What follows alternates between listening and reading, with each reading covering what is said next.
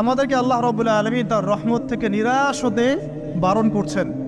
যে যত পাপ করেছে জীবনে, যদি একটা বার কেউ যদি আল্লাহ পাককে মন থেকে ডাকে, চোখ দিয়ে ঝরঝর করে পানি পড়ে, আল্লাহ পাককে বলে, সেজদায় গিয়ে পড়ে আল্লাহকে বলে রব্বিক ফিরলি, আল্লাহ আমাকে মাফ করে দাও, তার মনের মধ্যে যদি সততা থাকে, মন থেকে যদি সেই কথাটা বলে থাকে, আল্লাহ পাক শুধু তাকে ক্ষমাই করবেন না, তার সমস্ত গুনাহগুলোকে আল্লাহ নেকি দিয়ে পরিবর্তন করে দিয়েছে।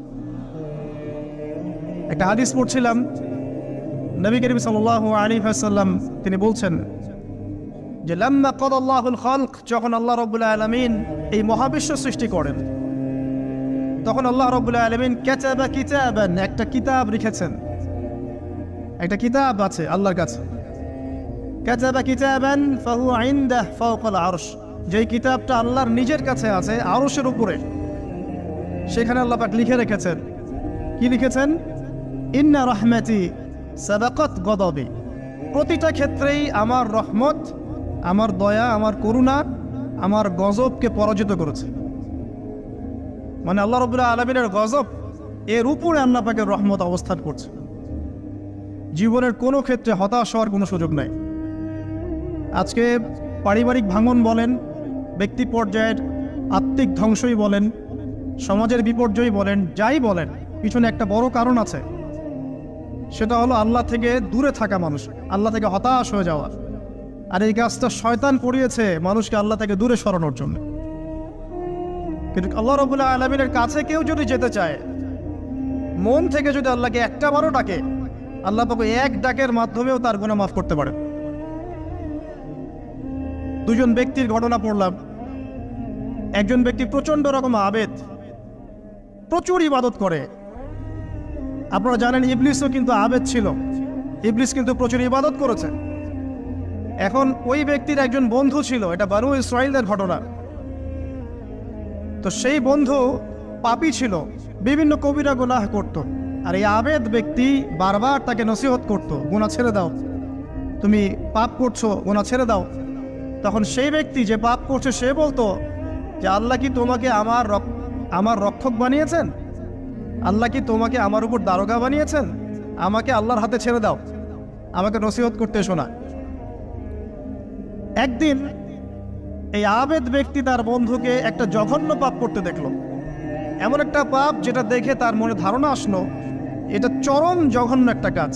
তখন সে মুখ ফসকে বলে ফেলল যে আল্লাহ তোকে আর মাফ করবে না, আল্লাহ তোকে জান্নাত দিবে না। আল্লাহ রাব্বুল আলামিন মালাকুল মউতকে এই দুজনের কাছে পাঠালেন, দুজনের রূহকে কবজ করা হলো। এবার আল্লাহ পাক তার সামনে তাদেরকে উপস্থাপন করে বললেন যে তোমাকে আমার রহমত সম্পর্কে কে গ্যারান্টি দিয়েছে যে আমি কাউকে রহমত করব কি করব না? যাও, আমি তোমাকে জাহান্নামে পাঠালাম, ওই ব্যক্তি যে আমার রহমত প্রত্যাশা করেছে আমি তাকে জান্নাত দিয়ে দিলাম। দেখুন, এই হাদিসটা শুনলে মনে হয় বাহ্যিক হয়তো বা মুখের একটা কথার কারণেই সে জাহান্নামে চলে গেল। আসলে বিষয়টা এমন নয়। বিষয়টা আমি আপনাকে বোঝাচ্ছি। বিষয়টা হচ্ছে ইবলিসের মতো। ইবলিস কিন্তু শুধু মন থেকেই বলেনি যে খলাকতানি মিন নার ওয়া খলাকতাহু মিন তিন, আমি কেন তাকে সিজদা করব আদমকে? আদম তো মাটির তৈরি আর আমি তো আগুনের তৈরি। এটা ইবলিসের শুধু মৌখিক স্টেটমেন্ট ছিল না, কারণ কি ছিল? আবা ওয়াস্তাকবারা, সে উদ্ধত হয়েছিল, অহংকার প্রদর্শন করেছিল। ভিতর থেকে ইন্টারনালি সে অহংকারী ছিল, সে আন্ডার এস্টিমেট করে কথাটা বলেছে, শুধু মৌখিকভাবে বলে নাই। কিন্তু ঠিক এই ব্যক্তির ঘটনা এমনই, সে মন থেকে অহংকারী হয়ে উঠেছিল, যদিও বা সে আবেদ ছিল। এখানে আমরা যারা প্র্যাকটিসিং মুসলিম হওয়ার চেষ্টা করছি, আমাদের জন্য এখানে নিদর্শন আছে। অচক্ষ নামাজ পড়েই ভেবে বসবেন না যে অনেক কিছু করে ফেলছে, এক চিল্লা দিয়ে মনে করে ফেলবেন না যে দিনের জন্য অনেক কিছু করে ফেলছে। একটা হজ করেছেন, ওমরা করেছেন, সিয়াম রেখেছেন, দিনের জন্য দান সদকা করেছেন, একটা মাদ্রাসা মসজিদ করেছেন, ভেবে বসবেন না আপনি সব অনেক কিছু করে ফেলেছেন এবং অন্যরা সব ককরোচ তেলাপোকা, ওরা জাহান্নামে যাবে, এমনটা মনে করবেন। জানি না আমরা যে কার আমলের কতটুকু আল্লাহর কাছে কবুল হচ্ছে। তো এখানে এই ব্যক্তির সমস্যা ছিল এই, সে নিজের আমলটাকে অনেক ভারী মনে করছিল এবং সে স্টেটমেন্ট দিয়ে ফেললো যে তোকে আল্লাহ পাক মাফ করবে না। এই একটা কথা মন থেকে বলার কারণে তার ইহকাল পরকাল দুটা বরবাদ হয়ে গেল, সে জাহান্নামে চলে গেল। ঠিক আরেক ব্যক্তির ঘটনা আছে এমন, এগুলো সবগুলো রেফারেন্স আছে। এক ব্যক্তি প্রচুর ইবাদত করত, আল্লাহ পাক তার ইবাদত করার জন্যে পাহাড়ের চূড়ায় একটা সুন্দর ব্যবস্থাও করে দিয়েছিলেন। সেখানে ডালিম গাছ হতো, ঝর্ণা আসতো, খাবারের কোনো অভাব নাই। হাদিসে এসেছে 500 বছর সে ইবাদত করেছে। কত বছর? কিয়ামতের মাঠে এই ব্যক্তির অবস্থা এমন হবে, তাকে জান্নাতে প্রবেশ করানোর জন্য নিয়ে যেতে বলা হবে যাও আমার রহমতে জান্নাতে চলে যাও। আল্লাহ পাক তাকে এই কথাটা বলবেন, কিন্তু এই ব্যক্তি বলবে আমার আমলের কারণে আল্লাহ পাক বলবেন আমার রহমতে জান্নাতে চলে যাও। ব্যক্তি বলবে আমার আমলের কারণে। আল্লাহ রাব্বুল আলামিন তখন তাকে দেওয়া সমস্ত নেয়ামতগুলোকে এক পাল্লায় করবেন, আর তার সমস্ত আমলকে আরেক পাল্লায় করবেন। তারপর দেখা যাবে আল্লাহর সমস্ত নেয়ামত তার একটা চোখের সমান হয় নাই। কথা কি বুঝতে পারছেন? একটা চোখের যে নেয়ামত আল্লাহ পাকের, সমস্ত আমল ও 500 বছরের ইবাদত এতটুকু হয়নি। তারপর তাকে বলা হবে ওকে জাহান্নামে নিয়ে যাও। এবার জাহান্নামে যাওয়ার সময় সে বলবে আল্লাহ তোমার রহমতে আমাকে মাফ করে দাও। তখন আল্লাহ পাক তাকে আবার ডেকে নিয়ে আসবে, বলবেন যে তোমাকে যে আমি ইবাদত করার জায়গা করে দিয়েছিলাম, এটাকে তুমি নিজে করেছো না আমি করেছি? সে বলবে আপনি করেছেন। তোমাকে যে আমি সৃষ্টি করেছিলাম তখন কি তুমি কোনো আমল করেছিলে? বলবে না। তাহলে তোমাকে যে সৃষ্টি করেছি আমি, এটা কি তোমার আমলের কারণে? না। তোমাকে সারা দুনিয়াতে এত নিয়ামত দিয়েছি, এটা কি তোমার আমলের কারণে? সে বলবে না। তখন তাকে জান্নাতে প্রবেশ করানো হবে। কিয়ামতের মাঠে এমন অনেক ঘটনা ঘটবে যেটা আমাদের চিন্তার বাইরে। আরেকজন ব্যক্তিকে ডেকে আনা হবে, যে ব্যক্তি একটা দুটা নয় বরং 100টা খুন করেছে। সে 99 জন মানুষকে হত্যা করার পর ফতোয়া খুঁজে বেড়াচ্ছিল যে আমার তওবা কবুল হবে কিনা। একজন আবেদের কাছে গিয়েছে। আবেদ আর আলেম কিন্তু এক জিনিস না। আবেদ মানে যে প্রচুর ইবাদত করে, তার জ্ঞান কম, সে শুধু জানে কিভাবে ইবাদত করতে হয়। আলেম হচ্ছে সে যে শরীয়তের গভীর জ্ঞান জানে, আবার ইবাদতও করে। আবার যারা জ্ঞান আছে আমল নাই, সেও কিন্তু প্রকৃত আলেম না। প্রচুর জ্ঞান আছে কিন্তু জ্ঞান অনুযায়ী আমল করে না, সেও কিন্তু প্রকৃত আলেম নন। এবার আসেন তো, এই আবেদের কাছে গিয়ে সে বলছে আমার কি ক্ষমা হবে? আমি 99টা খুন করেছি। সে বলল তোমার আবার ক্ষমা? তোমার ক্ষমা নাই। তখন এই ব্যক্তি এই আবেদকে হত্যা করে 100টা খুন পূর্ণ করলো, ওকেও সে মেরে ফেলছে। আমার ক্ষমাই হবে না তো তোর বেঁচে থাকার কি দরকার, তুইও মর। কি বুঝতে পারলেন? বর্তমান বিশ্বের উগ্র মাথার পলিটিশিয়ানদের মতো অবস্থা। আমার দেশের সমস্যা, তোর দেশ পারমাণবিক বোমের উড়াই দিব, মানে এরকম একটা অবস্থা। তো আল্লাহ রাব্বুল আলামিন এই ব্যক্তির মধ্যে একটা চেতনা তৈরি করলেন যে আমাকে তওবা করতে হবে। সে তখন সার্চ করতে লাগলো আরো কোনো আলেম আছে কিনা। এরপর অনেক দূরে একজন আলেমের সন্ধান পাওয়া গেল। সে সেখানে গেল, তাকে গিয়ে বলল আমার কি ক্ষমা হবে? সে আলেম তাকে বলল হ্যাঁ তোমারও ক্ষমা হতে পারে, যাও তুমি ইস্তেগফার করো এবং এই এলাকা থেকে অন্য এলাকায় চলে যাও। মানে যে এলাকায় তুমি অনেক দিন ছিলে, যেখানে তুমি অনেক পাপ কাজ করেছো, এখানে থাকার দরকার নাই। তওবা করে তুমি অন্য কোথাও চলে যাও, নতুন একটা জীবন শুরু করো। এখানে থাকলে হবে কি, তোমার স্মৃতিগুলো তোমাকে তাড়িয়ে বেড়াবে এবং মানুষ তোমাকে খারাপ নজরে দেখতেই থাকবে, তুমি তখন কষ্ট পাবে। এই জন্য তুমি চলে যাও। তো চলে যেতে যেতে সে রাস্তায় ইন্তেকাল করে। এবার তার রূহ নিবে কে? এই জন্য দুদল ফেরেশতা আসছেন, জান্নাতি এবং জাহান্নামী। তাদের মধ্যে বাক বিতরটা হচ্ছে কে রূহ নিয়ে যাবে। তো জাহান্নামের ফেরেশতারা বলছেন সে এতগুলো খুন করেছে, তার রূহটা আমরা নিব। আর জান্নাতি ফেরেশতারা বলছেন না, সে তওবা করতে এসেছিল, অতএব সে আল্লাহর অভিমুখী হয়েছে, তার রূহটা আমরা নিব। আল্লাহ পাক এখানে একটা কৌশল করলেন। আল্লাহ পাক ফেরেশতাদেরকে বললেন তোমরা রাস্তাটাকে পরিমাপ করে দেখো, যেদিকে যাচ্ছিল তার পরিমাপ বেশি নাকি যেখান থেকে এসেছে ওর পরিমাণ বেশি। আল্লাহ পাক জমিনকে আদেশ করলেন হে জমিন তুমি প্রশস্ত হয়ে যাও। এবার পরিমাপ করে দেখা গেল সে তওবার দিকে আসছিল এর পরিমাণটা বেশি। এই একটা কাজের ওসিলা আল্লাহ পাক তাকে মাফ করে দিলেন।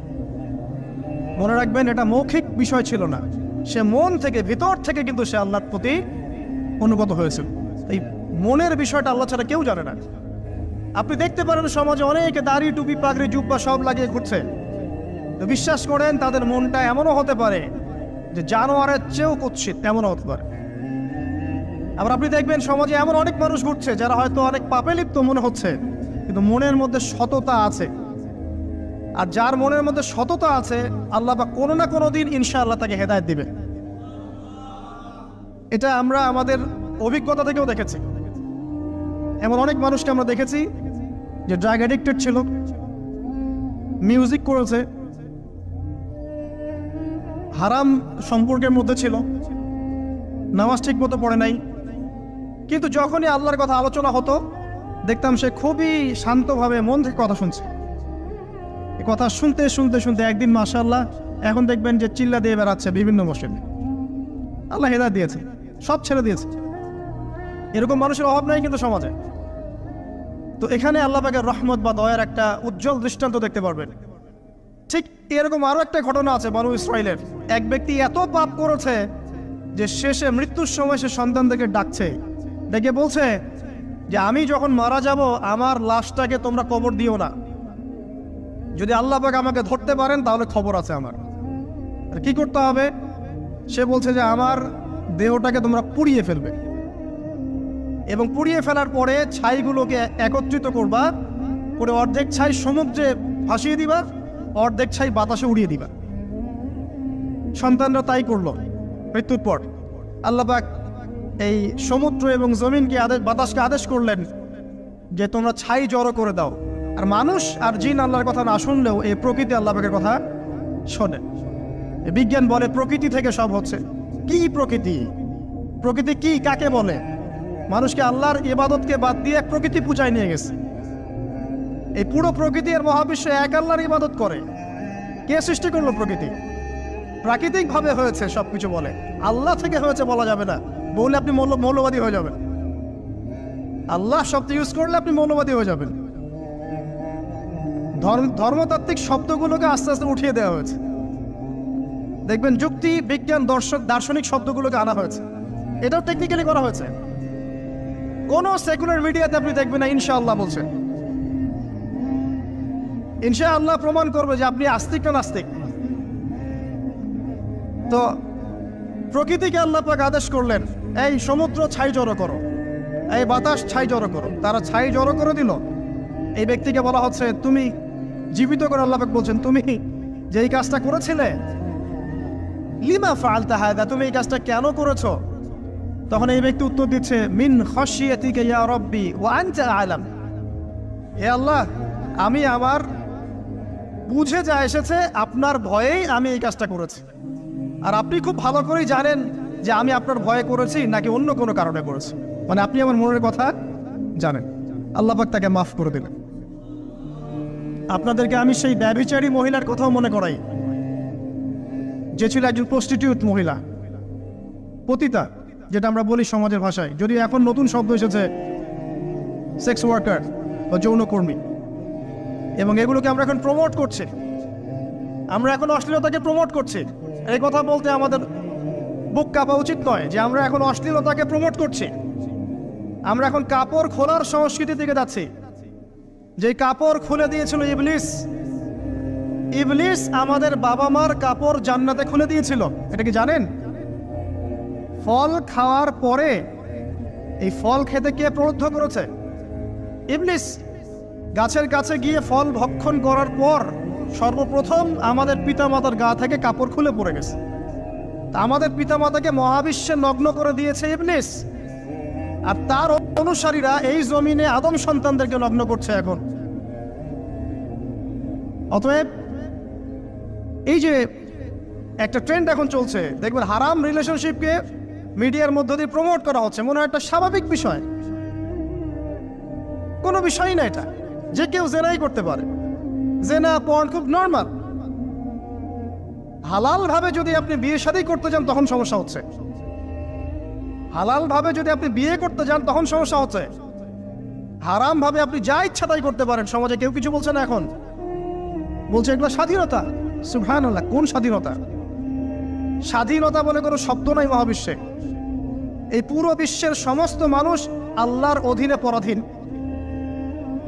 এই বিশ্বে যত মানুষ বসবাস করছে এখন, এটা কেউই স্বাধীন নয়, না কেউ স্বাধীন ছিল, না আছে, না থাকবে। সবাই আল্লাহ পাকের দাসত্বের অধীনে পরাধীন। স্বাধীন সেই এই পৃথিবীতে যে ব্যক্তি শয়তানের তাবেদারি করে ও নফসের তাবেদারি করে, ও তো স্বাধীন, যা ইচ্ছা তাই করতে পারে। এই যে অশ্লীলতার প্রমোটিংটা চলছে, এটাকে পারিবারিকভাবে বন্ধ করতে হবে। আল্লাহ পাক আমাদেরকে বোঝার তৌফিক দান করুন।